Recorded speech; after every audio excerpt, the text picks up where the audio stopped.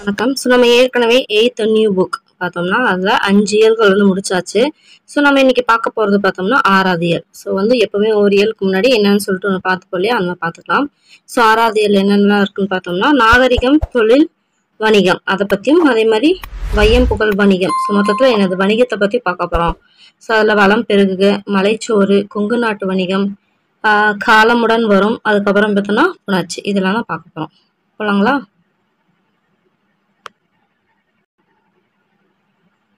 So இதில் வளம் பெருகுக பார்க்கலாம். மன்பதை காக்கும் மாபெரும் சிறப்பு மாமலைக்கு உண்டு. அந்த மாதிரி மண்ணில் பொழியும் மலை நீரை சத்தான வித்துக்களை நித்தமும் முளைக்க செய்து உணவை தந்து உலக உயிர்களை ஊட்டி வளர்க்கின்றது. வளமான வான்மலையால் பயிர்கள் செழித்து உழவர் பெருமக்கள் உவக்கும் காட்சி ஒன்றை தகடூர் யாத்திரை பாடலில் காண்போம். ஸோ நம்ம பார்க்க போறது என்ன, தகடூர் யாத்திரை அப்படின்னு சொல்லிட்டு ஒரு பாடல் தான் பார்க்க போறோம். என்னன்னு பார்க்கலாம்.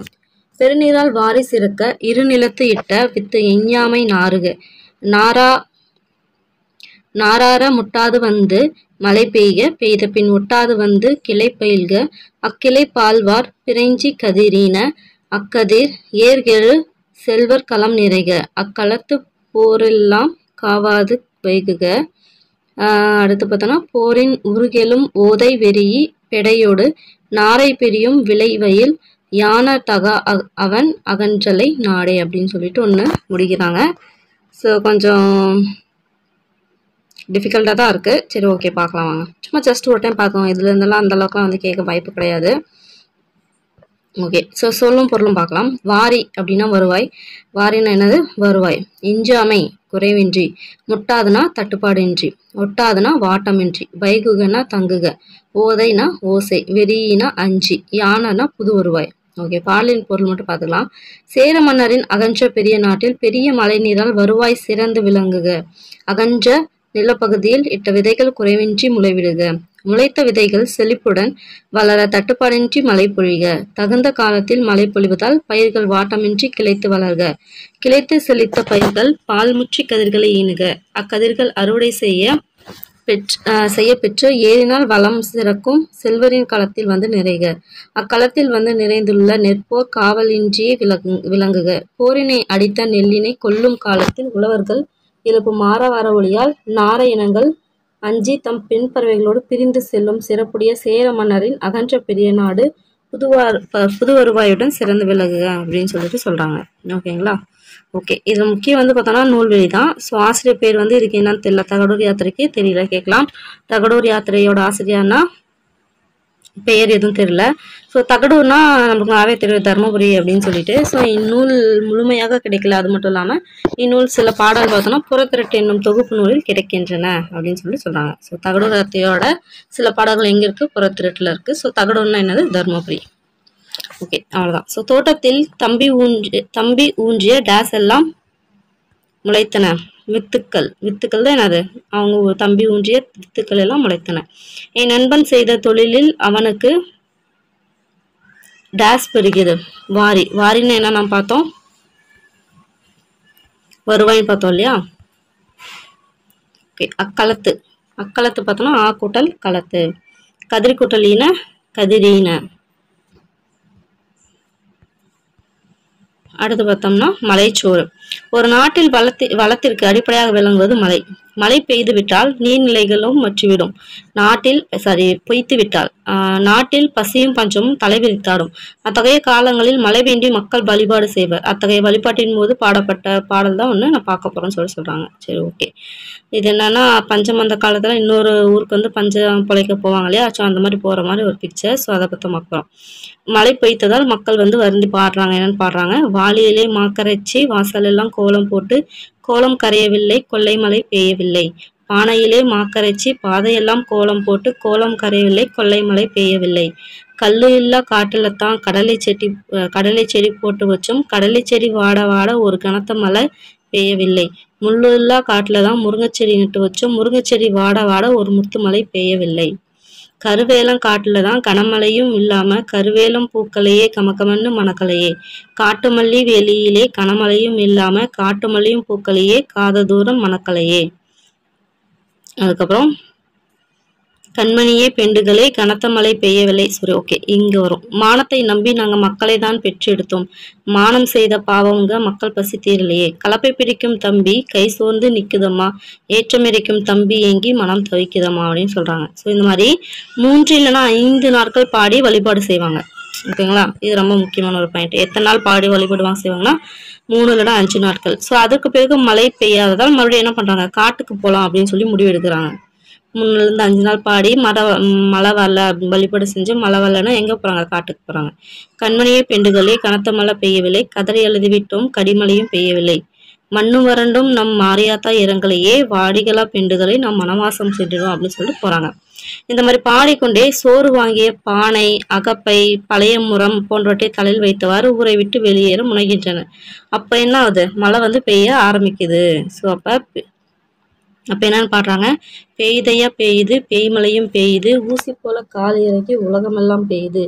சிட்டு போல மின்னி மின்னி சீமை எங்கும் பெய்யுது. சீமை எங்கும் பெய்ஞ்ச மழை செல்ல மழை பெய்யுதுன்னு சொல்லிட்டு சந்தோஷமா பாட்டு போடுறாங்க. ஸோ இந்த மாதிரி வழிபாடு செஞ்சு பாட்டு பாடினா மழை வரும் அப்படின்ற மாதிரி சொல்லியிருக்காங்க. ஓகே, அடுத்து தெரிந்து கொள்வோம். மழை பெய்யாமல் ஊரில் பஞ்சம் ஏற்படும் காலங்களில் சிற்றூர் மக்கள் ஒவ்வொரு வீடாக சென்று உப்புல்லா சோற்றை ஒரு பானையில் வாங்குவாங்க. ஸோ அந்த மாதிரி ஊர் பொது இடத்துல வச்சு அந்த சோற்றை எல்லாமே என்ன பண்ணுவாங்க, பகிர்ந்து உண்பாங்க. ஸோ கொடிய பஞ்சத்தை காட்டும் அடையாளமா என்ன பண்ணுவாங்கன்னா, அந்த மாதிரி சாப்பிட்றத ரொம்ப கஷ்டப்பட்டு சாப்பிட்றத பார்த்து மனசு இறங்கி வானம் மலை இறங்கி என்ன பண்ணும், மழை பெய்யும் அப்படின்றது நம்பிக்கை.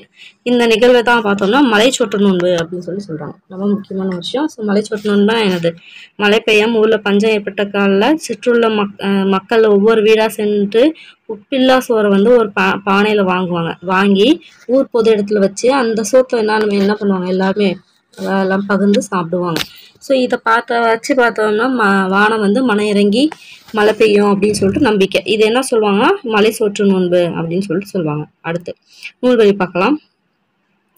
பழந்தமிழர் வழிபாட்டு மரபுகள் என்னும் நூலில் உள்ள கொங்கு நாட்டு மலை சொற்று வழிபாடு என்னும் கட்டுரையிலிருந்து இப்பாடல் எடுக்கப்பட்டுள்ளது. இந்நூலின் பதிப்பாசிரியர் பார்த்தோன்னா ஆ. கௌரன். ரொம்ப முக்கியமான ஒன்று. ஸோ இது எங்க இருந்து எடுத்தாங்க, பழந்தமிழர் வழிபாட்டு மரபுகள் அப்படின்ற நூல்ல இருந்து கொங்கு நாட்டு மலைச்சோற்று வழிபாடு. ஃபர்ஸ்ட் இந்த நூல் என்ன, நூல் பழந்தமிழர் வழிபாட்டு மரபு. கட்டுரை எது பார்த்தோன்னா கொங்கு நாட்டு மலை சொற்று வழிபாடு. அதுல இந்த பாடம் எடுத்திருக்காங்க. இதோட பதிப்பாசிரியர் யாரு, ஆ. கௌரன். ரொம்ப முக்கியம். ஓகே, கனத்த மலை என்னும் சொல்லின் பொருள் என்ன அப்படின்னு பார்த்தோம்னா பெருமலை. வாசல் எல்லாம், வாசல் கூட்டல் எல்லாம். பெற்றெடுத்தோம், பெற்று கூட்டல் எடுத்தோம். கால் கூட்டல் இறங்கி, கால் இறங்கி. ஓகே, அவ்வளோதான் முடிஞ்சாச்சு. அடுத்து ஒரு உரைநடை உலகம், கொங்கு நாட்டு வணிகம் என்னன்னு பார்க்கலாம். திரைக்கடல் ஓடியும் திரவியம் தேடு என்று திரைக்கடல் ஓடியும் திரவியம் தேடு சொன்னது என்னது, பழமொழி. அதற்கு பழந்தமிழர்களை சான்றாக விளங்கின. காலத்தால் முற்பட்டவர்களான பழந்தமிழர் சோம்பி திரிந்தவர் அல்லர். உழைத்து உயர்ந்து வாழ்க்கையில் இன்பம் காணும் முதலியே கண்ணும் கருத்துமாய் விளங்கினர் என்பர். அவர்கள் மலைகளுடன் காடுகளுடனும் கடலுடனும் கலந்து உறவாடினர். பழந்தமிழர்கள் ஆண்ட கொங்கு நாட்டின் இன்றைய வணிகம் குறித்து பார்க்கலாம் சொல்லிட்டு சொல்றாங்க. ஓகே, ஸோ தொல்காப்பியம் சங்க இலக்கியங்களும் தமிழகத்தை சேர சோழ பாண்டியர்களுக்கு உரியது அப்படின்னு சொல்றாங்க.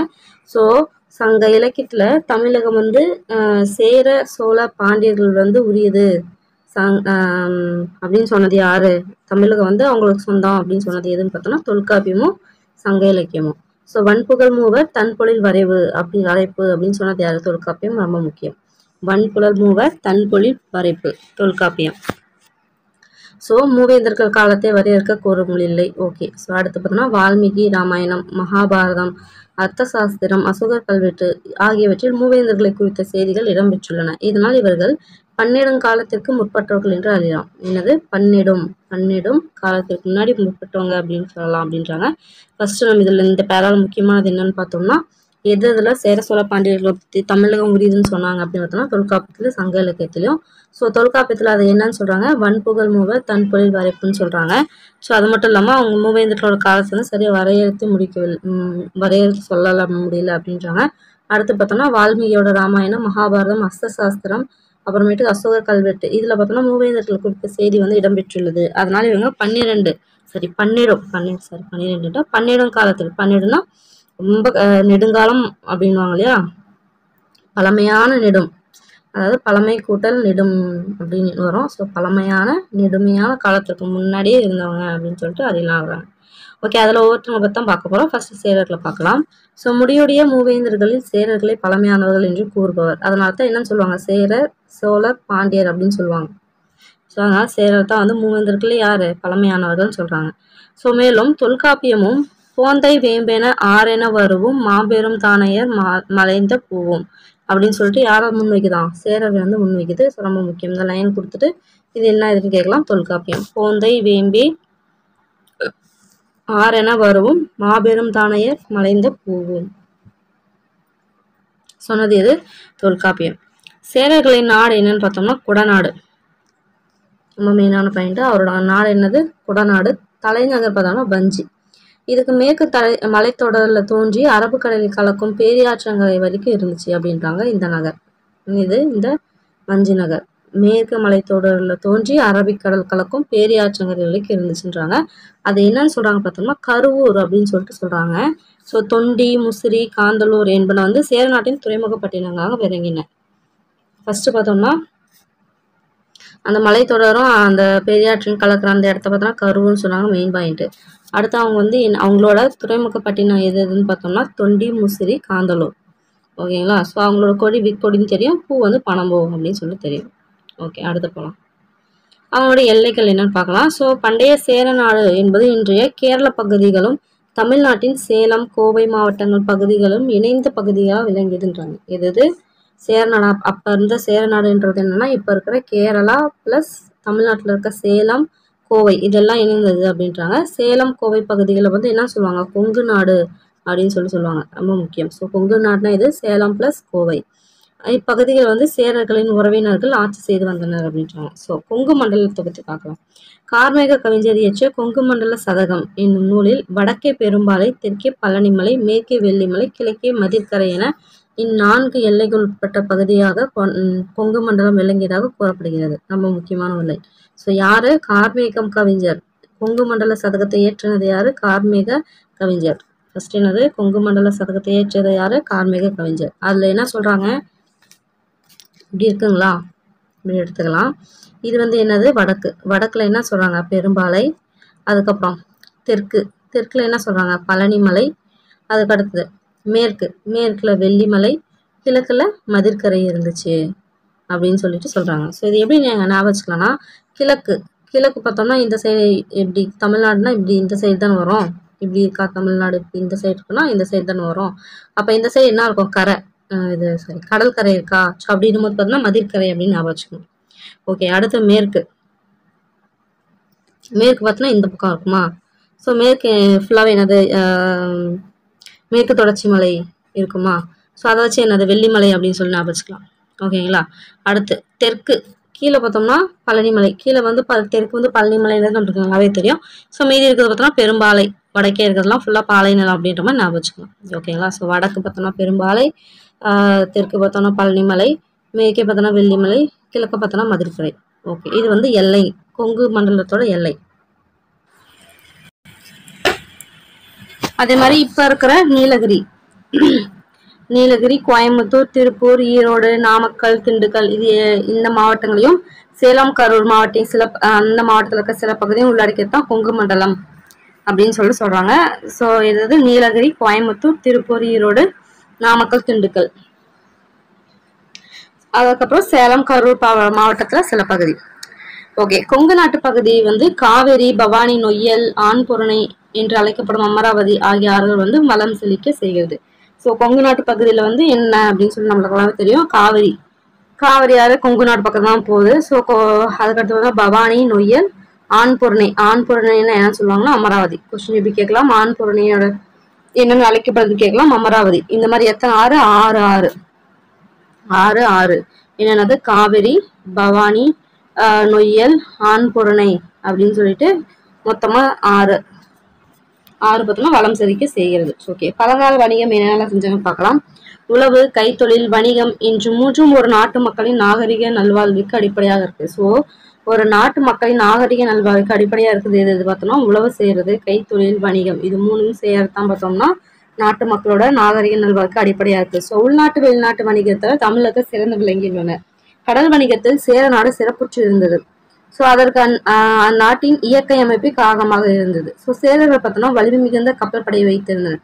செங்குட்டுவனின் கடற்போர் வெற்றியால் அவன் கடற்பேரகோட்டிய செங்குட்டுவன் என்று அழைக்கப்பட்டான். நமக்கு நல்லாவே தெரியும். ஸோ செங்குட்டுவன் வந்து கடற்போர்ல வந்து வெற்றி பெற்றால்தான் என்னன்னு சொன்னாங்க, கடற்பேரகோட்டிய செங்குட்டுவன் அப்படின்னு சொல்றாங்க. ஸோ கடம்பர் அப்படின்ற ஒரு கடற்கொள்ளையர்களை என்ன பண்றாரு, சேரமனை வந்து அடைக்கிறாரு. ஸோ யார் அடக்குறாரு, ரொம்ப முக்கியம். ஸோ எந்த கடற்கொள்ளையாக கடம்பர். ஸோ அடுத்து முசிறி சேரர்களின் சிறந்த துறைமுகங்களும் ஒன்றாக விளங்கியது. நம்ம மேல பார்த்தோம்லே 3 முசிறி, தொண்டி, அதுக்கப்புறம் பார்த்தோம் காந்தலூர். முசிறி, தொண்டி, காந்தலூர்னு சொல்லிட்டு 3 துறைமுகப்பட்டினம் பார்த்தோம். அதுல வந்து சேரர்களுக்கு ரொம்ப ஒரு முக்கியமான இது அப்படி சிறந்த துறைமுகம் எது பார்த்தோம்னா முசிறி. ஓகே, இங்க இருந்துதான் மற்ற நாடுகளுக்கு என்னெல்லாம் ஏற்றுமதி செஞ்சாங்கன்னா மிளகு, முத்து, யானை தந்தம், பட்டு, மணி. ஓகேங்களா? கேட்பாங்க என்னென்ன ஏற்றுமதி செஞ்சாங்கன்னு சொல்லிட்டு கண்டிப்பா கேட்பாங்க. அதே மாதிரி என்னென்ன இறக்குமதி செஞ்சாங்கன்னு சொல்லிட்டு ஸ்டேட்மெண்ட்ல கொடுத்து கன்ஃபியூஸ் பண்ணுவாங்க. ஸோ என்னன்னு பார்த்துக்கோங்க, மிளகு, முத்து, யானை தந்தம், பட்டு, மணி இந்த மாதிரி. ஸோ இது என்னென்ன இறக்குமதி செஞ்சாங்கன்னு பார்த்தோம்னா பொன், அப்புறம் சர்க்கரை, மென்மை மிக்க புடவைகள், சித்திர வேலைப்பாடு அமைந்த ஆடைகள், பவளம், செம்பு, கோதுமை இதெல்லாம் இறக்குமதி செஞ்சாங்க அப்படின்னு சொல்றாங்க. கொஞ்சம் டிஃப்ரெண்டா இருக்க மாதிரி இருக்கு இல்லையா? பொண்ணு, மென்மை மிக்க புடவைகள், சித்திர வேலைப்பாடு அடைந்த ஆடைகள், பவளம், செம்பு, கோதுமை இது எல்லாமே பார்த்தோம்னா என்ன பண்ணாங்க, இறக்குமதி செஞ்சாங்க. இந்த செய்தி என்னன்னு சொல்றாங்க, புறநானூறுல மீனோடு நெற்குவையை மிசையம்பியின் மனைமருக்குந்து காலநந்த பொற்பரிசம் கலித்தோனியால் கரை சேர்க்குந்து அப்படின்னு சொல்லிட்டு என்னன்னு சொல்றாங்க, இதுல வந்து சொல்றாங்க. ஸோ அதாவது இது நம்ம இதுக்கு முன்னாடி கப்பல் இதுல பார்த்தோம் இல்லையா, அதாவது துறைமுகத்துக்கு கப்பல் வரும். ஸோ என்ன ஒரு கப்பல் வந்து வருது அப்படின்னா துறைமுகம் இங்க இருக்குன்னா இது டைரக்டா வந்து துறைமுகத்தால் வர முடியாது. ஏன்னா இங்க வந்து ஆழம் வந்து கம்மியா இருக்கும், போய் தரை தட்டிடும். அப்படின்றதுனால என்ன பண்ணுவாங்கன்னா தோணியை யூஸ் பண்ணி, ஒரு சின்ன படகு மாதிரி இருக்கும், அதை யூஸ் பண்ணி என்ன பண்ணுவாங்க, அங்க போயிட்டு இறக்குமதி, இங்க இருந்து இங்க இறக்கி, தோணியிலிருந்து வந்து அதுக்கப்புறம் தான் துறைமுகத்துக்கு இறக்குவாங்க. ஸோ ஆக்சுவலி அந்த மாதிரி சொல்லி இந்த லைன் கொடுத்துருந்தாங்க அந்த இதுல தோணி பத்தி சொல்லும் போது. இப்ப வந்து அந்த தோணியில வந்து என்னென்னலாம் வந்து இறக்குமதி செஞ்சாங்க அப்படின்னு சொல்லிட்டு சொல்ற மாதிரி அதுக்கும் வந்து இந்த லைனை வந்து ஒரு சாட்சி மாதிரி சொல்றாங்க. ஓகேங்களா? ஸோ வந்து மீனோட நெற்குவையை மிசையம்பியின் மறுக்குந்து அப்படின்னு சொல்லி ஸ்டார்ட் ஆகுது. ஸோ அதெல்லாம் கலந்தந்த பொற்பரிசம் கலித்தோனியால் கரை சேர்க்குந்து அப்படின்னு சொல்லிட்டு புறநானூறு சொல்லுது. ஸோ சேர நாட்டில் உள்நாட்டு வணிகமும் நன்கு வளர்ச்சி அடைந்தது. மக்கள் வந்து தத்தம் பொருட்களை தந்து தமக்கு தேவையான பொருட்களை பெற்றனர். நெல்லே விலையை கணக்கிட அடிப்படையாக இருந்தது என்பர். ஓகேவா? ரொம்ப முக்கியம். சில பேர் நம்ம உப்பு அப்படின்னு சொல்லிட்டு நினைச்சுப்போம், உப்பு கிடையாது, நெல் தான் வந்து நெல்லோட நெல்லு தான் பார்த்தோம்னா அந்த விலையை கணக்கிட அடிப்படையாக இருந்தது, ரொம்ப முக்கியம். ஸோ உப்பும் நெல்லும் வந்து ஒரே மதிப்புடையாக இருந்தன என்பதை என்னன்னு சொல்றாங்க, நெல்லு உப்பும் நேரே ஊறி கொல்லிரோவென சேரிதோறும் நுவலும் அப்படின்னு சொல்லிட்டு அகநானூறுன்னு சொல்லுது. ஸோ இது எப்படி நான் வச்சுக்கலாம், நெல்லு உப்பு எங்க வைப்போம், அகம்னா என்னது, வீடுன்னு சொல்லுவோமா, அகத்துல வைப்போம்னா அகம்னா என்னது, வீடு. ஸோ ஓகேங்களா? ஸோ அந்த மாதிரி நெல்லு உப்பு உள்ள வைப்போம் அப்படின்றத ஞாபகம் வச்சுக்கணும். ஓகேங்களா? ஓகே. ஸோ அப்படின்னா நெல்லும் உப்பும் நேரே ஊறி கொல்லிரோவென சேரிதோறும் நுவலும் சொன்னது என்னது, அகநானூறு அப்படின்னு சொல்லிட்டு சொல்றாங்க. ஓகே. அடுத்து கொங்கு மண்டல பகுதியில் இன்னைக்கு வணிகம் எப்படி இருக்கு. ஸோ இப்போ நம்ம அப்பெல்லாம் எப்படி வணிகம் இருந்துச்சுன்னு பார்த்தோம் இல்லையா, இப்போ எப்படி வணிகம் என்னென்ன இருக்குன்னு சொல்லி பார்க்குறோம். இதுக்கு மேலே கொஞ்சம் முக்கியமான ஒரு டாபிக் வரும், இதுக்கு மேலே வர்றது பார்க்கலாம். ஸோ ஃபர்ஸ்ட் நம்ம என்னென்ன பார்க்கோம், நீலகிரி, கோயம்புத்தூர், அப்புறம் திண்டுக்கல், நாமக்கல்லாம் பார்த்தோம் இல்லையா, அந்த மேலே பார்த்தோம் இல்லையா லைனா, அந்த ஊரை பற்றி தான் பார்க்க போகிறோம். அதெல்லாம் என்னென்ன ஃபேமஸ், அங்கே வணிகம் செய்கிற பொருட்கள் வந்து என்னென்ன இருக்கு அப்படின்றத பார்க்க போகிறோம். So okay.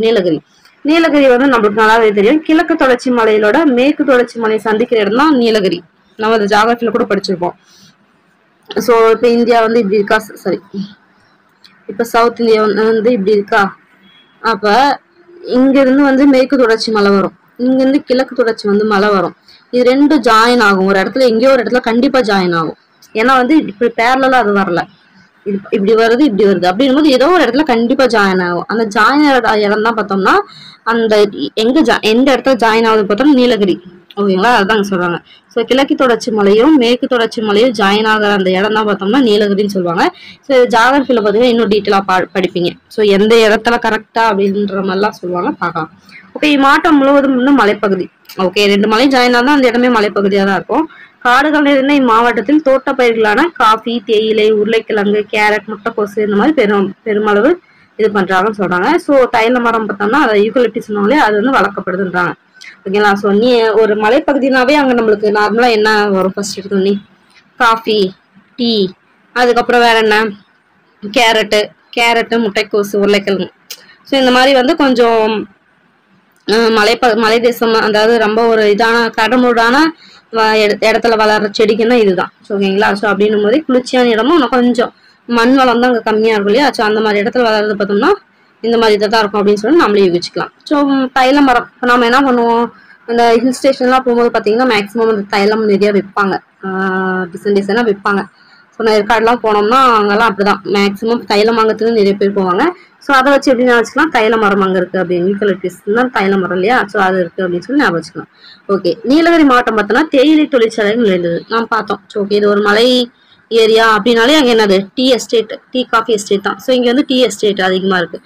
அதே மாதிரி புகைப்பட சுருள் தயாரிப்பு தொழிற்சாலை, துப்பாக்கி வெடிமருந்து தொழிற்சாலை, தைலமர எண்ணெய் தொழிற்சாலை எல்லாமும் இருக்குது. ஸோ வேற என்ன இருக்குன்னா புகைப்பட சுருள், அந்த ஃபோட்டோ அந்த இது சுருள்னு சொல்லுவாங்கல்ல, அந்த காலத்தெல்லாம் யூஸ் பண்ணுவாங்க பார்த்தியா, கேமராவில் யூஸ் பண்ணுவாங்க, அது போட்டு தான் நெகட்டிவ்லாம் அது அந்த தயாரிக்கிற தொழிற்சாலை. அப்புறம் துப்பாக்கி வெடிமருந்து அந்த தொழிற்சாலை, தைல மரம் தயாரிக்கிறது, தைல மரத்துலேருந்து எண்ணெய் தயாரிக்கிறது, அது எல்லாமே தொழிற்சாலையும் அங்கே தான் இருக்குது அப்படின்னு சொல்லிட்டு சொல்கிறாங்க. ஓகேங்களா. ஸோ ஓகே, இதில் நான் பார்க்க போகிறது முக்கியமான விஷயம் என்னென்னா, நீலகிரின்றது ஒரு கொங்கு மண்டலத்தில் இருக்க ஒரு மலைப்பகுதி. அது வந்து பார்த்தோம்னா கிழக்கு தொடர்ச்சி மலையும் மேற்கு தொடர்ச்சி மலையும் சந்திக்கிற ஒரு இடம். இந்த மாவட்டம் முழுசுமே மலைப்பகுதி நம்ம பார்த்துட்டோம். காடுகள் நிறைய இருக்கு இந்த இடத்துல. விளையிற என்னென்ன பயிர்னு பார்த்தோம்னா மலை பிரதேசனாவே காஃபி, டீ, அடுத்து என்னது கேரட்டு, உருளைக்கிழங்கு, முட்டைக்கோசு. அடுத்து பெருமளவு வந்து பார்த்தோம்னா இதெல்லாம் வளர்க்குறாங்க தெரிஞ்சோம். வேற என்ன மரம் அப்படின்னு மெயினாக மரம்னு பார்த்தோம்னா யூக்கலிப்டஸ் மரம், தைல மரம். அதனால வேற என்ன அங்கே தொழிற்சாலைகள்ன்ற முறையில் என்ன இருக்குன்னு பார்த்தோம்னா தேயிலைக்கு தொழிற்சாலை கண்டிப்பாக இருக்கும். ஸோ எக்ஸ்ட்ராவா என்ன இருக்குன்னு பார்த்தோம்னா புகைப்பட சுருள் தொழிற்சாலை, அப்புறமேட்டு பார்த்தோம்னா துப்பாக்கி வெடிமருந்து அது, அப்புறம் தைல மரத்தோட எண்ணெய் அது தயாரிக்க தொழிற்சாலை இருக்குன்னு பார்க்க போறோம். அவ்வளோதான் நீலகிரி. சரி, அடுத்து பார்த்தோம்னா கோயம்புத்தூர் பற்றி பார்க்கலாம். ஸோ கோவன்புத்தூர் அப்படின்ற பேர் தான் என்னாச்சு கோயம்புத்தூர் அப்படின்னு சொல்லிட்டு மறுவுச்சு. ஓகேங்களா. ஸோ என்னது, ஸோ வந்து கோவன்புத்தூரோட மருவு தான் என்னது கோயம்புத்தூர். இதே ஒரு கொஸ்டினோட கேட்கலாம், கோவன்புத்தூரோட மருவு என்ன கோயம்புத்தூர். ஓகே, இம்மாவட்டத்தில் நெல், வாழை, கரும்பு, காய்கறி, பூக்கள் இது எல்லாமே பெருமளவில் பயன்படுகின்றன. நார்மலாக நல்லாவே தெரியும். இது எப்படி சொல்றது, இது வந்து கிட்டத்தட்ட வந்து எப்படி நார்மலான ஒரு இடம், மலைப்பகுதி இல்லை இல்லையா. ஸோ அங்கே என்னென்னலாம் இருக்கும், நார்மலாக நம்ம ஊர்ல என்ன விளைவிப்பாங்க, நெல் போடுவாங்க, வாழை மரம் இருக்கும், கரும்பு இருக்கும், காய்கறி, பூக்கள் எல்லாமே தானே போடுவாங்க, எல்லாத்தையுமே இன்க்ளூட் பண்ணிட்டாங்க. ஸோ இது அந்த அளவுக்கு வந்து பெருசு எடுத்தால. இதை தவிர வேற என்ன இருக்கு, பஞ்சாலைகள், நூற்பாலைகள், மின்சார பொருட்கள், எந்திரங்கள், வீட்டு உபயோக பொருட்கள் இதெல்லாம் தயாரிக்கிற தொழிற்சாலைகள் மாவட்டத்தில் இருக்கு. வேற என்ன இருக்கு எக்ஸ்ட்ராவா, பஞ்சாலை, நூற்பாலை, அதுக்கப்புறம் வீட்டு உபயோக பொருட்கள், எந்திரங்கள், மின்சார பொருட்கள், இந்த தொழிற்சாலை எல்லாம் எங்க இருக்கு கோயம்புத்தூர்ல இருக்கு. அவ்வளவுதான் கோயம்புத்தூர், அவ்வளவுதான் விஷயம். அடுத்து திண்டுக்கல் வந்து பார்த்தோம்னா நெல், சோளம், திணை வகைகள், வாழைப்பழம், காய்கறிகள். அதேதான் நெல், சோளம், திணை வகை, வாழைப்பழம், காய்கறி அங்க பார்த்தது தான். இந்த பகுதியில் மலர் உற்பத்தி வந்து முதலின்மைக்கு இதுதான் வந்து முக்கியமான ஒரு கீ பாயிண்ட். அதாவது ரொம்ப அடிக்கடி கேட்ட ஒரு கொஸ்டின், தமிழ்நாட்டினோட ஹாலாந்து அப்படின்னாவே இது திண்டுக்கல் தான். ஏன்னா அந்த இடத்துல பார்த்தோம்னா மலர் உற்பத்தி வந்து முதலிடம் வகிக்கிறது. அந்த அளவுக்கு பூ அங்கே இருக்கனால தான் அது ஹாலாந்து அப்படின்னுவாங்க, தமிழ்நாட்டின் ஹாலாந்து. ஏன்னா ஹாலாந்து அப்படின்னு சொல்லிட்டு ஒரு இடம் இருக்கு, அது பார்த்தோம்னா ஃபுல்லாக அப்படியே பூவா நிறைஞ்சிருக்கும். அதனாலதான் தமிழ்நாட்டோட ஹாலாந்து அப்படின்னாங்கன்னா திண்டுக்கல் அப்படின்வாங்க. காரணம் பார்த்தா மலர் உற்பத்தியில முதலிடம். அடுத்து வேற என்ன இருக்கு, அரிசி, தோல், பூட்டு. ஸோ திண்டுக்கல்னாவே பூட்டு, நம்மளுக்கு நல்லாவே தெரியும் திண்டுக்கல் பூட்டுணும் இல்லையா. ஸோ அந்த மாதிரி தொழிற்சாலைகள் நிறைந்த மாவட்டம். என்ன இருக்கு பார்த்தோம்னா அரிசி, தோல், பூட்டு. ஓகே, இங்க இருக்க சின்னாலப்பட்டி சுங்குடிச்சாலை புகழ் பெற்றவை, ரொம்ப முக்கியம்.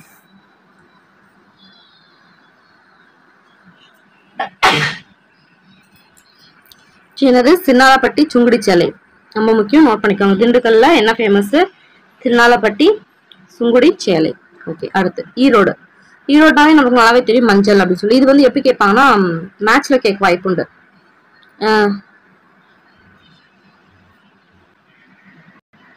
இந்த பக்கம் என்ன கொடுத்துருவாங்க, திண்டுக்கல், ஈரோடு, அப்புறம் சின்னாலப்பட்டி எப்படிலாம் கொடுத்து, இந்த பக்கம் அதோட மெயினான பூ, மஞ்சள், இதெல்லாம் மாற்றி கொடுத்து என்ன பண்ணுவாங்க, மேக்ஸில் கேட்கறதுக்கு வாய்ப்பு இருக்குது. அதனால் அப்படின்னு பார்த்துக்கோங்க.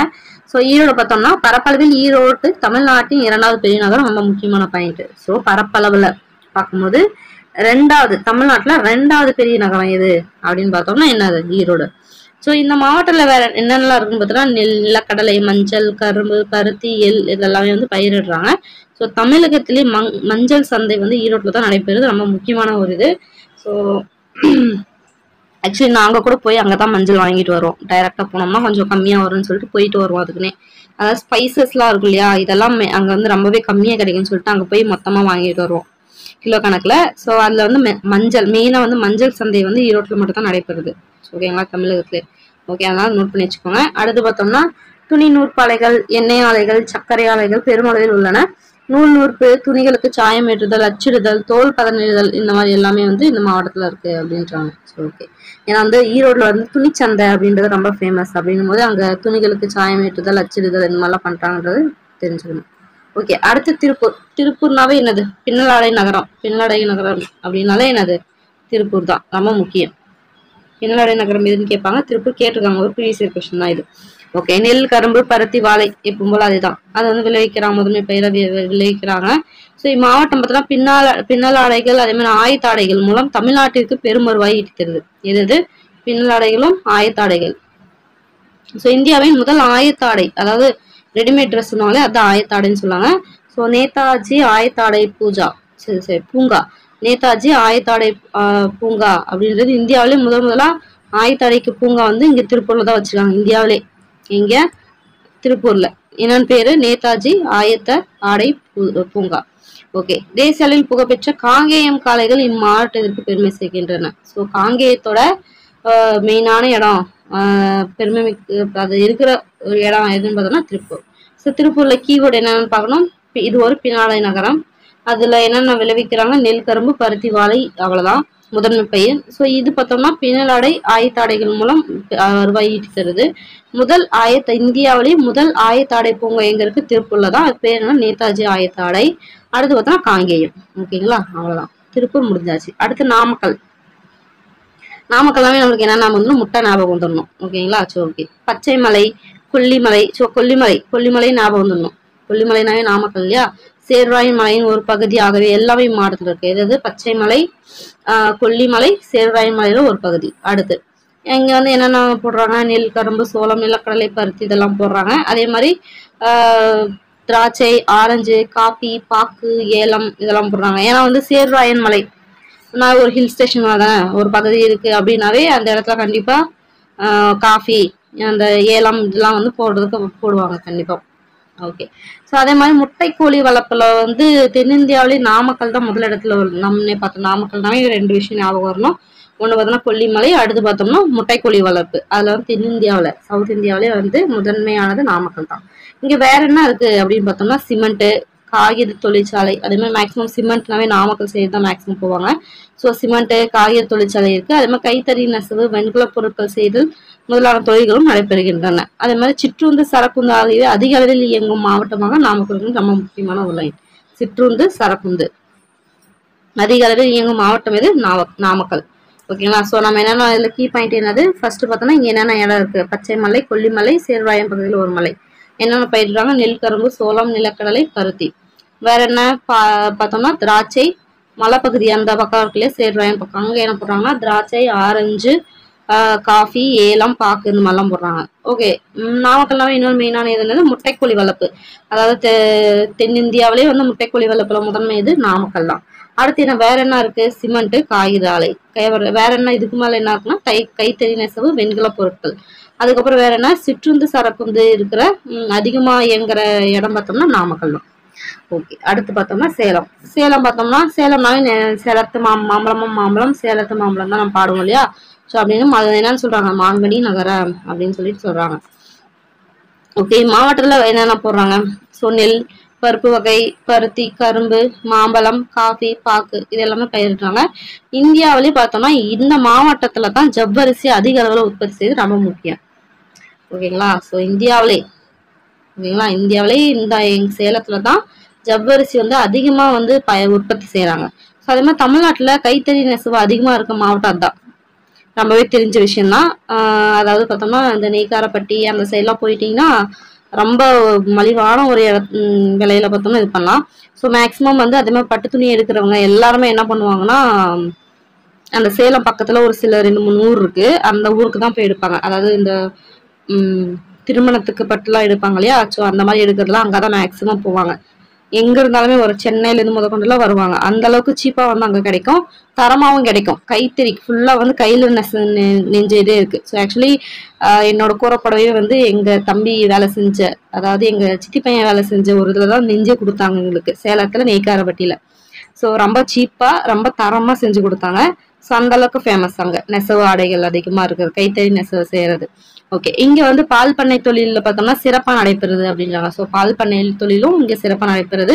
ரசாயன பொருள், அலுமினியம், சந்தன எண்ணெய், வனஸ்பதி இந்த மாதிரி தயாரிக்கிற ஆலை மாவட்டமாக சேலம் விளங்குகிறது. ஓகேங்களா? சரி, வேற என்னது?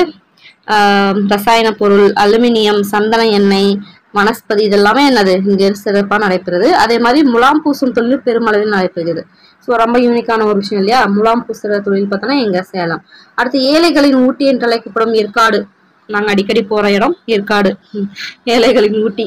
நாங்களே ஏழை தான், ஏழைகளின் ஊட்டி அப்படின்னு அழைக்கப்படுறது எது? ஏற்காடு. ஓகேங்களா? ஓகே. ஸோ வந்து கிளைமேட்காகவே போகலாம், பெருசா ஒன்றும் இருக்காது, ஒரு 2-3 டைம் போகலாம். பட் அதுக்கு மேல அப்படின்னு பார்க்கும்போது கிளைமேட்டுக்காக போகலாம். அதான் ஏழைகளின் ஊட்டி அப்படின்றாங்க. ஓகே, அடுத்து வந்து முடிஞ்சாச்சு. அடுத்து பார்த்தோம்னா கரூர். கரூர் பத்தி பார்க்கலாம். கொங்கு நாட்டுல ஒரு பகுதியா விளங்கி பகுதிக்கு பார்த்தோம்னா வஞ்சிமா நகரம் அப்படின்வாங்க. ஓகேங்களா? என்னது? வஞ்சிமா நகரம் அப்படின்னு சொல்லுவாங்க. ஸோ கிரேக்க அறிஞர் தாலமி வந்து கரூரை தமிழகத்தின் முதன்மையான உள்நாட்டு வணிக மையமா குறிப்பிட்டு ரொம்ப முக்கியமான ஒரு பாயிண்ட். ஓகேங்களா? ஸோ கரூர் பார்த்தோம்னா வஞ்சிமா நகரம் அப்படின்னு சொல்றாங்க. கிரேக்க அறிஞர் தாலமி என்னன்னு சொல்றாரு? அதாவது தமிழகத்தோட முதன்மையான உள்நாட்டு வணிக மையமா சொல்றாரு. ஸோ இங்க என்னெல்லாம் பயிரிடுறாங்கன்னா நெல், சோளம், கேழ்வரகு, கம்பு, கரும்பு இதெல்லாம் இது பண்றாங்க. அதே மாதிரி கல்குவாரி தொழிற்சாலை இங்க நிறைய இருக்கு. அதே மாதிரி கைத்தறி நெசவு ஆடைகளுக்கு பெயர் பெற்ற மாவட்டமாக கரூர் விளங்குகிறதுன்றாங்க. மெயினான ஒண்ணு பார்த்தோம்னா கல்குவாரி. அடுத்து தோல் பதனிடுதல், சாயமேற்றுதல், கற்சிற்ப வேலைகள் போன்ற தொழில்கள் நடைபெறுகின்றன. அதே மாதிரி பேருந்து கட்டுமான தொழிலின் சிகரமாக பண்றது இது ரொம்ப முக்கியமான ஒரு பாயிண்ட். இந்த பேருந்து கட்டுமான தொழில் செய்யறாங்களே, பேருந்து கட்டமைக்கிற இது இருக்கு இல்லையா, அதுக்கு சிகரமா இருக்குது பார்த்தோன்னா கரூர் தான். ஓகேங்களா? ஸோ இதில் நான் பார்க்க வருது ஃபர்ஸ்ட் இதுக்கு இன்னொரு பேர் வஞ்சிமா நகர்ன்றாங்க. ஸோ கிரேக்க அறிஞர் தாலமி என்ன சொல்றாரு? தமிழகத்தோட முதன்மையான உள்நாட்டு வணிகம், வெளிநாட்டுல உள்நாட்டு வணிக மையமா எதை சொல்றாரு? கரூர். அதே மாதிரி பார்த்தோம்னா இங்க கல்குவாரி தொழிற்சாலை இருக்கு, கைத்தறி நெசவு ஆடைகளும் பெயர் பெற்ற மாவட்டமா இருக்கு, தோல் பதனிடுதல், சாயமேற்றுதல், கற்சிற்ப வேலைகள் எல்லாமே செய்து அடுத்த கரமும் முக்கியமானது பேருந்து கட்டுமான தொழில் சிகரமா விளங்குறது பார்த்தோம்னா கரூர். அடுத்து வந்து முக்கியமான ஒரு பாக்ஸ் ஏரியா, ஊர்களும் அதோட சிறப்பு பெயரும். ஓகே, தூத்துக்குடினால என்ன நம்மளுக்கு முத்து நகரம், சிவகாசினாலே பட்டாசு நிறைய பண்றாங்க, ஆனா குட்டி ஜப்பான். மதுரை பார்த்தோம்னா தூங்கவே தூங்காது, எப்ப பாரு ஏதோ ஒரு வேலை நடந்துருக்கும், நான் தூங்க நகரம்வாங்க.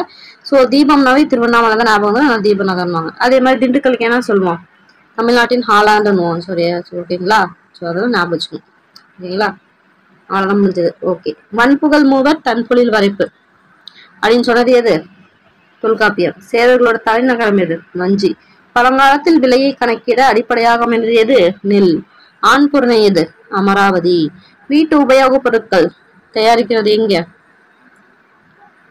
எங்கன்னு பார்த்தோம்னா கோயம்புத்தூரா திண்டுக்கல்லா? கோயம்புத்தூர். கோயம்புத்தூரா திண்டுக்கல்லா? கோயம்புத்தூர் தான் வரும். எஸ், கோயம்புத்தூர். ஓகேங்களா? ஓகே, அடுத்து மாங்கனி நகரம் சேலம். சுங்குடிச்சேலை எது? சின்னாலப்பட்டி. சேரர்களின் நாடு எது? குடநாடு. பின்னலாடை நகரம் எது? திருப்பூர். ஓகேங்களா? ஸோ இங்க ஏதோ ஒன்று கேட்டிருக்காங்க, என்னது? தமிழ்நாட்டின் ஹாலந்தியார் திண்டுக்கல். ஓகேங்களா? அவ்வளோதான் முடிஞ்சு. அடுத்து பார்த்தோம்னா காலமுடன் வரும் அப்படின்னு சொல்லிட்டு ஒரு துணைப்பாடம்லாம் வச்சுக்கலாம். ஸோ உழவும் நெசவும் வந்து பழந்தமிழர் வாழ்வோடு பின்னி பிணைந்தவை. இது உழவும் நெசவும். உழவு மக்களின் பசியை போக்குகிறது, நெசவு மக்களின் மானம் காக்கிறது. ஸோ நெசவு தொழிலாளர்கள் இரவு பகல் என்று பேதமின்றி உழைக்கக்கூடியவர்கள். அவ்வாறு அவர்கள் வியர்வை சிந்தி உழைத்தவையை நாம் அணியும் வண்ண உடைகள். ஸோ நெசவு தொழிலாளர்கள் வாழ்வை விளக்கும் கதை வந்து ஒன்று பார்க்கலாம் அப்படின்றாங்க. ஸோ இது எந்த அளவுக்குன்னு தெரியல. சரி, ஓகே, ஒரு டைம் படிச்சுக்கலாம், படிச்சுக்கிறது நல்லதான். ஓகே, நாளை மறுநாளைக்குள் லாரி பிடித்து சரக்கை ஏற்றி தூத்துக்குடி துறைமுகத்தில் சேர்க்க வேண்டிய நிர்பந்தம். ஸோ அனந்திகா நிறுவனத்துக்கு இன்னும் மிச்ச மீதிகளான வர வேண்டிய துணிகள் தறிகளில் இருந்தன. இவற்றை சேகரித்து பள்ளிப்பாளையம், மொக்கநல்லாம்பாளையம், வெள்ளக்கோயில் இப்படிப்பட்ட பல இடங்களுக்கு நேரில் ஆட்கள் சென்றனர். ஆட்கள் அவசியமில்லை என்னும் இடத்துக்கு தொலைபேசி அழைப்புகள். வெள்ளக்கோயில் தினேஷ் டெக்ஸ்டைல் தொலைபேசி மணி ஒலித்தது. சுப்பிரமணி போனை எடுத்தான்.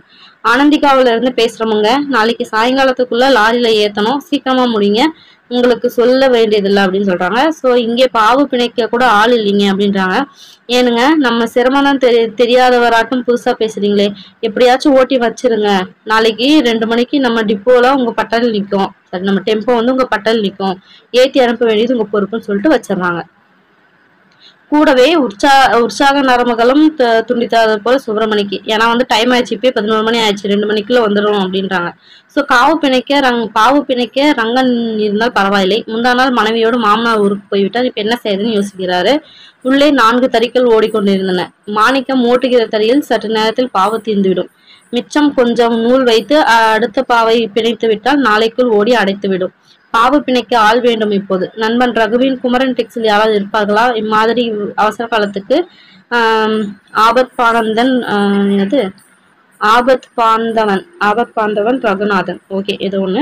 ஸோ பாவு பிணைக்க 2 ஆளாக கிடைத்தால் வேலை விரைவில் முடியும். அதை விட ஆள் தேடி 5-8 கிலோமீட்டர் போக வேண்டி வரலாம். வெளியே குளிர் வேலு தாக்கி கொண்டிருக்கிறது. கார் தான் நல்லது. காரில் போகையில் அவனுக்கு பாட்டு கேட்க கூட தோணவில்லை.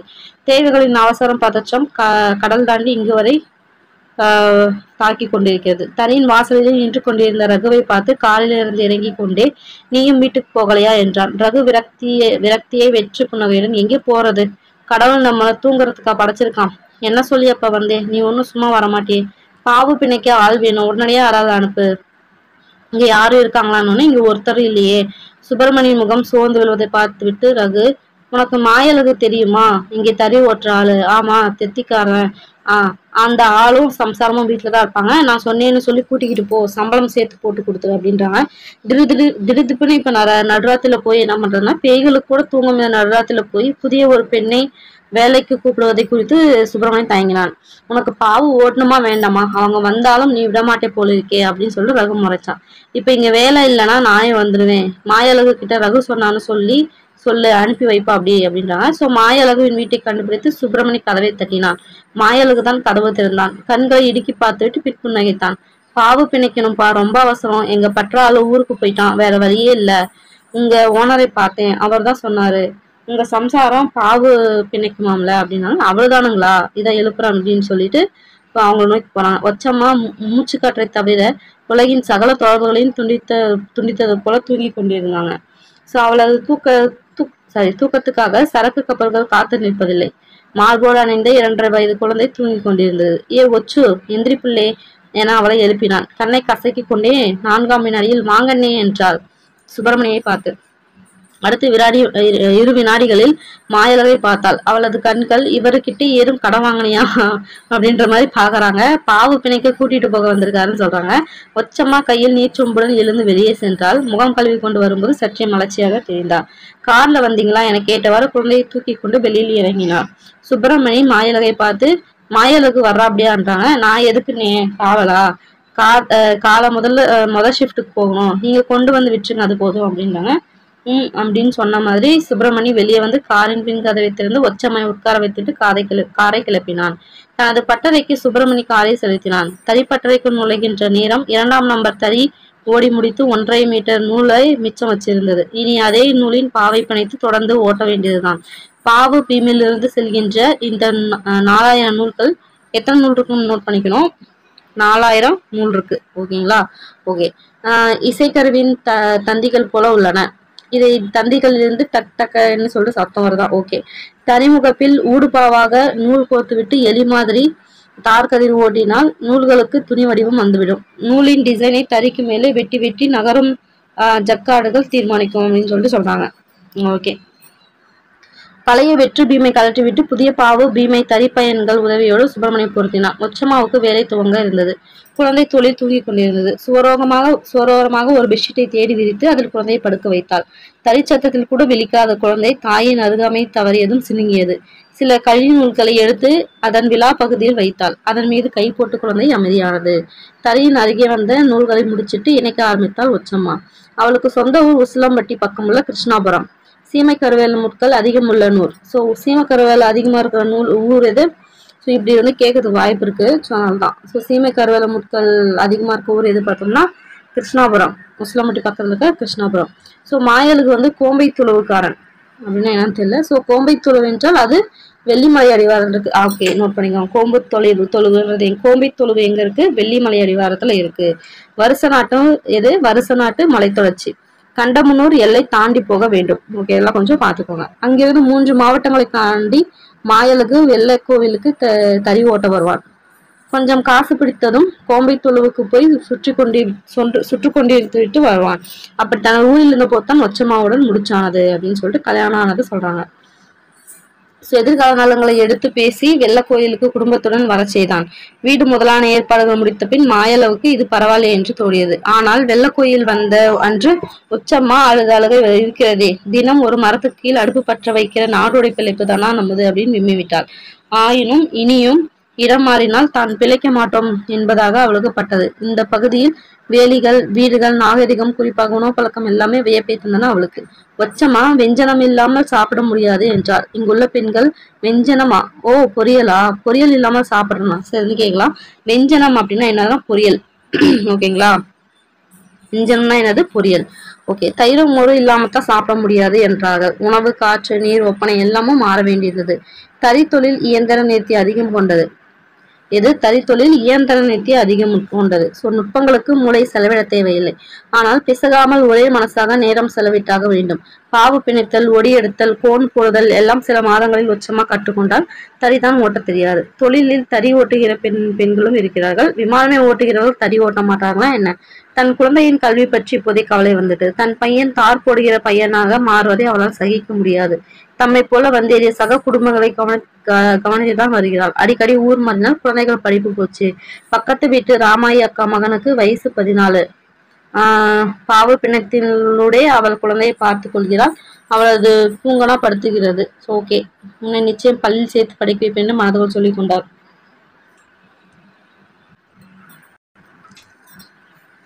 சரி, ஓகே ஓகே ஒன்றும் கிடையாது. இதுக்கு மேலே என்ன பண்ணுறாங்கன்னா 20 ரூபா கொடுத்து போய் டீ வாங்கிட்டு வர சொல்லுவார். அதுக்கப்புறம் பார்த்தோம்னா டீ குடிச்சோடனே அப்படியே அந்த டீ குடிச்ச அந்த தெம்பிலே எல்லாம் முடிச்சிருவாங்க.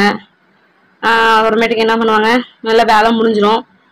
அப்புறமேட்டு சம்பளத்தை கொஞ்சம் கொடுத்துட்றேன் அப்படின்னு சொல்லிட்டு சொல்கிறா. இல்லை, சம்பளம் கொடுத்துருவாங்க, இரட்டை தொகையாக கொடுப்பாரு. அப்புறமேட்டுக்கு வீட்டுக்கு கொண்டு வந்து விடுவார் அவரே. இவ்வளோதான் விஷயம், இவ்வளோதான். ஸோ நம்ம நோட் பண்ண வேண்டியது என்னன்னு பார்த்தோம்னா அந்த பார்டர்ஸ்லாம் சொன்னாங்களே எந்த இடம், அதுக்கப்புறம் ஏதோ ஒரு ஊர் வெள்ளிமலையெல்லாம் சொன்னாங்க இல்லையா, அதெல்லாம் அப்படியே நோட் பண்ணிக்கோங்க. அவ்வளோதான் விஷயம், அவ்வளோதான். ஒரு டைம் சும்மா படித்து பார்த்துக்கோங்க. நம்ம எதுவுமே விட வேணாம். ஸோ ஒரு டைம் படித்து பார்த்தீங்கன்னா உங்களுக்கே ஈஸியாக தான் இருக்கும். ஓகே, நூல்வெளி தான் ரொம்ப முக்கியம், பார்க்கலாம். கன்னிவாடி ஸ்ரீரங்கராயன் சிவகுமார் அப்படின்றவர் திருப்பூர் மாவட்டத்தை சேர்ந்த கன்னிவாடியில் பிறந்தவர். சிறந்த சிறுகதை, புதின எழுத்தாளர். 150க்கும் மேற்பட்ட சிறுகதைகளை எழுதியுள்ளார். சிறந்த சிறுகதைக்கான இலக்கிய சிந்தனை விருது பெற்றவர் ரொம்ப முக்கியம். கன்னிவாடி, குணச்சித்திரங்கள், உப்பு கடலை குடிக்கும் பூனை முதலிய நூல்களை எழுதியுள்ளார். அவர் எழுதி சிறுகதையில் ஒன்றுதான் நம்ம கொடுத்துருக்காங்க. ஓகேங்களா? ஓகே, ஃபர்ஸ்ட் பாயிண்ட் என்னது? கன்னிவாடி ஸ்ரீரங்கையன் சிவகுமார். ஓகேங்களா? ஸோ கன்னிவாடி ஸ்ரீரங்கராயன் சிவகுமார். இவர் எந்த ஊர்ல பிறந்தவர்? திருப்பூர் மாவட்டத்துல சேர்ந்த கன்னிவாடி. அதனால்தான் அவர் கன்னிவாடி ஸ்ரீரங்கையன் அப்படின்னு சொல்லிட்டு கூப்பிடுறாங்க. ஓகே, இவர் பார்த்தோம்னா 150க்கு மேல சிறுகதை எழுதியிருக்காரு. ஃபர்ஸ்ட் மெயினான பாயிண்ட். அவர் என்ன விருது வாங்கியிருக்காருன்னு பார்த்தோம்னா சிறந்த சிறுகதைக்கான இலக்கிய சிந்தனை விருது. என்னது? இலக்கிய சிந்தனை விருது வாங்கியிருக்காங்க. சரி, ஓகே. அவர் என்னென்ன நூலில் எழுதியிருக்காருன்னு பார்த்தோம்னா கன்னிமாடி, அவர் ஊர் பேர்ல ஒரு இது எழுதியிருக்காரு, கன்னிமாடி, குணச்சித்திரம், அதுக்கடுத்து உப்பு கடலை குடிக்கும் பூனை, இது எல்லாமே எழுதியிருக்காரு. ஓகேங்களா? சரி, ஓகே, அவ்வளோதான் முடிச்சு. அடுத்து நம்ம பார்க்க போறது பார்த்தோம்னா ஒரு இலக்கணம். ஸோ இலக்கணம் புணர்ச்சி.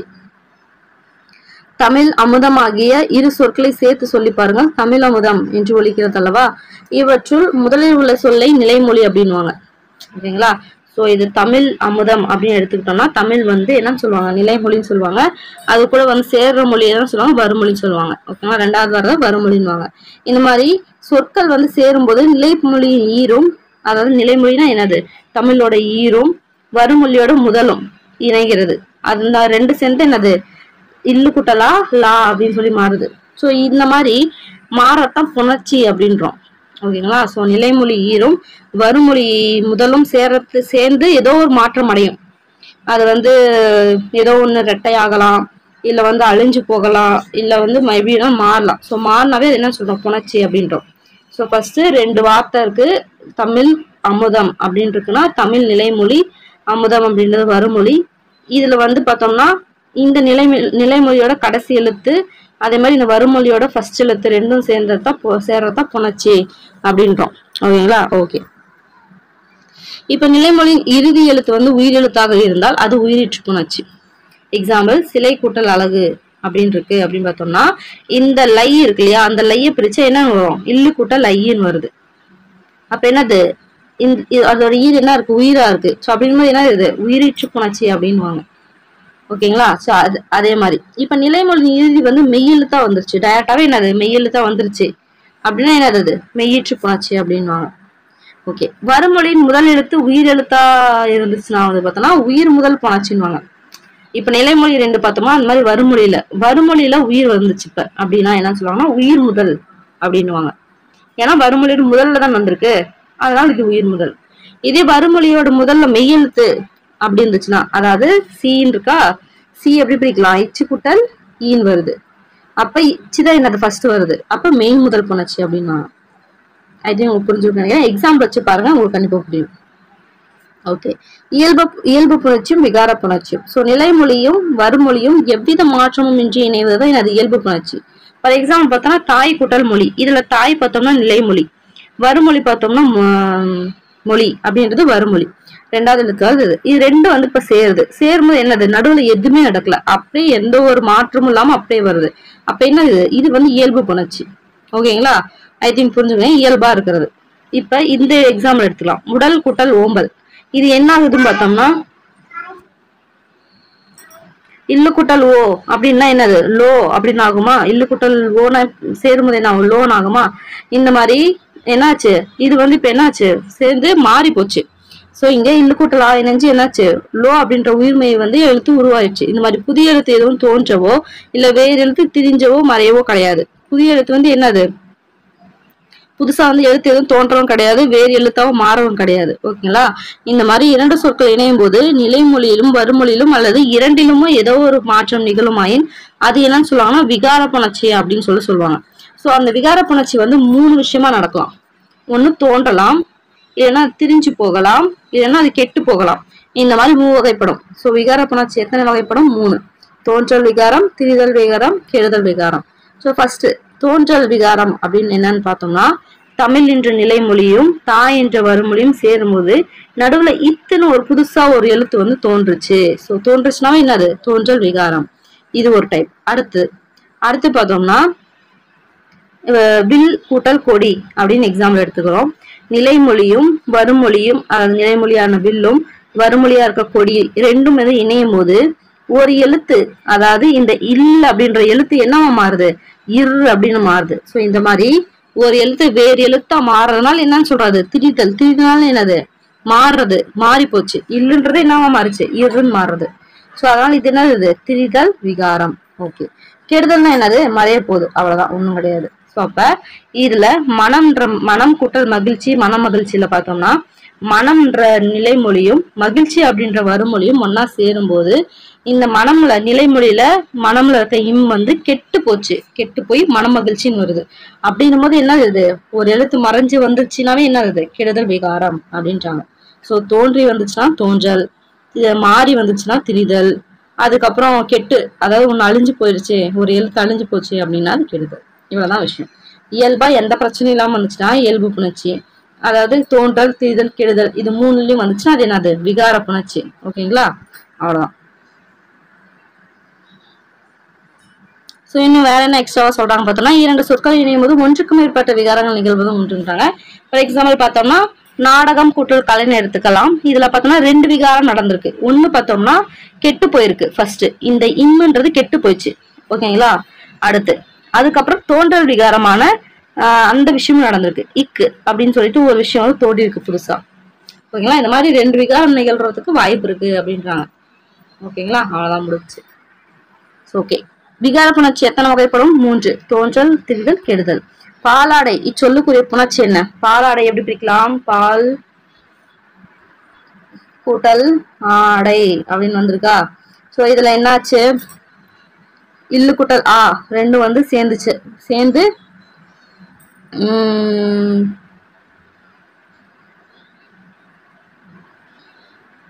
லாவா மாறி இருக்கு. ஸோ அப்படின்னு போது என்னது? திரிதல் விகாரம் வரும். ஓகேங்களா? ஓகே. இது பார்க்கலாம். மட்பாண்டம். மட்பாண்டம் என்னது? அதே மாதிரிதான் திரிஞ்சு வந்திருக்கா? ஸோ திரிதல் விகாரம். மரவேர் கெட்டு போயிடுச்சு. மரம் இன்னும் வந்து போச்சு. அப்ப என்னது? இது கெடுதல் விகாரம். மணிமுடி இது இயல்பா வந்துச்சு. ஒரு இது மாத்தலையா அவ எங்களுக்கு இயல்பு புணர்ச்சி. கடைத்தெரு இத்து வந்து தோன்றி இருக்கு. அப்ப என்னது? தோன்றல் விகாரம். அவ்வளவுதான். ஈஸியா இருக்கா? அவ்வளவுதான், முடிஞ்சே போச்சு.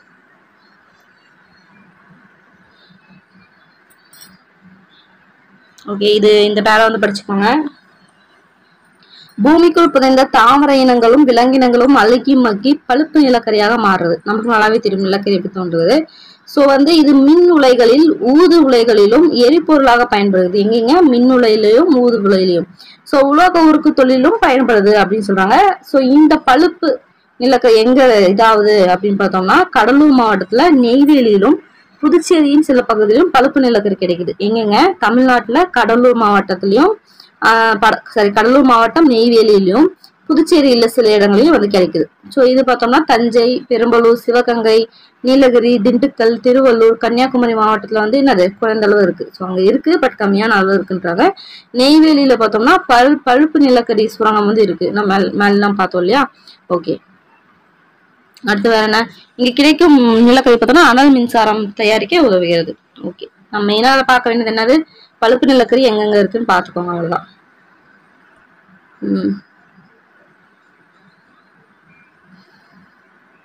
ஓகே.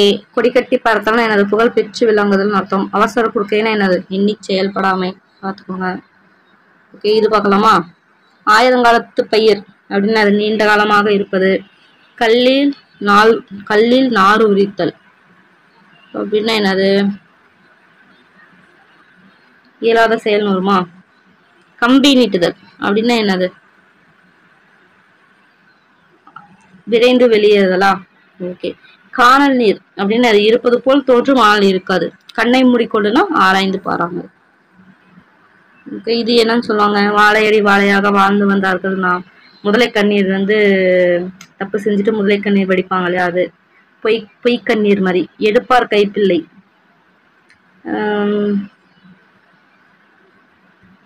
எடுப்பார் கைப்பிள்ளை அப்படின்னா சரி சென்டென்ஸ்ல எனக்கு சொல்ல வரல, அது பார்த்துக்கோங்க. ஓகேங்களா? ஓகே. அடுத்து பார்த்தோம்னா கலைச்சொற்கள். நூல் பார்த்தோம்னா த்ரெட், தறினா லூம், பால் பண்ணை டைரி ஃபார்ம், தோல் பதனிதழ் டேனிங், தையல்னா ஸ்டிச்சு, ஆலை ஃபேக்டரி, சாயம் ஏற்றுதல் டையிங், ஆயத்தாடை பார்த்தோம்னா ரெடிமேட் ட்ரெஸ்.